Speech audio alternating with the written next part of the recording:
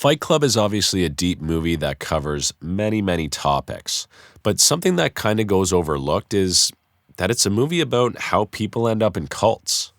And whether it's the Jonestown cult, the Branch Davidians, or the Sannyasins if you've seen that Netflix series Wild Wild Country, or even think about your very own precious political party, there is a specific recipe that's involved in cult formation, and Fight Club utilizes this exact recipe to attract its followers. Now, I also like too how Chuck Palahniuk's website is called The Cult. Now, let me start off by saying that people usually don't realize they're joining a cult. It often just feels to the individual like they're finding home, or they're finding some sort of truth or purpose for the very first time. And here's how this can happen in a step-by-step manner. So the first step to one joining a cult is emotional vulnerability. This is where a person is facing an identity crisis of sorts. They've had maybe an epochal moment or something that has made them question the established order. Maybe they've lost a loved one, maybe they got divorced, they might have a major health concern. Really, the cults are looking for somebody who is going through something. And naturally, that individual is going to be looking for answers, belonging, and healing from their issues. Now, the second stage in a cult involves a charismatic leader. So anytime somebody is emotionally vulnerable, they are lost and they're looking for answers, 9 times out of 10, there's going to be a strong, charismatic figure out there somewhere that is going to offer them answers.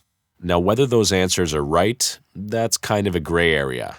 Think about people like a Tyler Durden or a Jordan Peterson or Jesus Christ. Some entity is offering attractive answers or solutions to people who are upset or emotionally vulnerable. So we have a group of distressed individuals, we have a charismatic leader, they've gotten connected, and this is where the cult swoops in with what we'll call love bombing. So the early stages in most cults are just a full-blown welcoming party, a full acceptance into that community, in a sense that these people get me like nobody else does. And this is extremely attractive and intoxicating for people because what more do you want in this life than to find your tribe? That's really a hardwired prime human motivator. So now once you've found your cult, let's talk about the next step, which is gradual indoctrination. The cult is not going to lay it out all up front for you, full transparency right away. This cult might have a hidden agenda. That might be something financial. Even in the case of Fight Club, we see how gradual indoctrination paved the way for Tyler's bigger goals with Project Mayhem. Everything is going to be a slow unfolding process. Beliefs and rules are going to be introduced slowly. Any form of dissent or doubt is discouraged.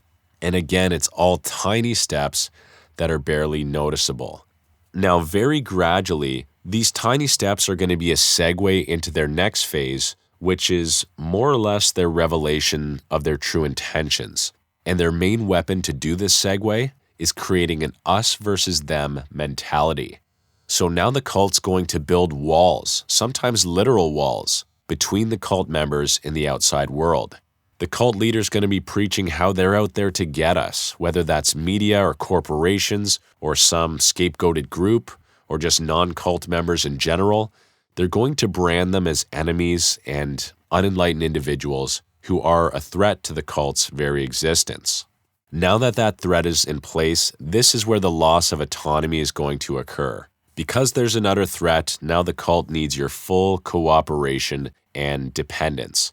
Eventually, your schedule, your relationships, your job, your thoughts are just going to revolve solely around the group and their safety.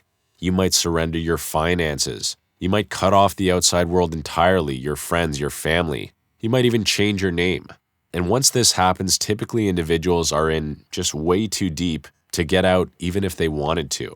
And again, Fight Club does a beautiful job of illustrating how a small underground boxing club headed by a charismatic leader gradually developed into a full-blown terrorist organization bent on destroying modern civilization. So guys, it's important to understand this stuff because a lot of people out there are just straight up predators. They're going to want to involve you in their cult. Now, let me be clear, this is not to say that you shouldn't go join a gym or a club or get involved with certain communities. We can't survive as individuals.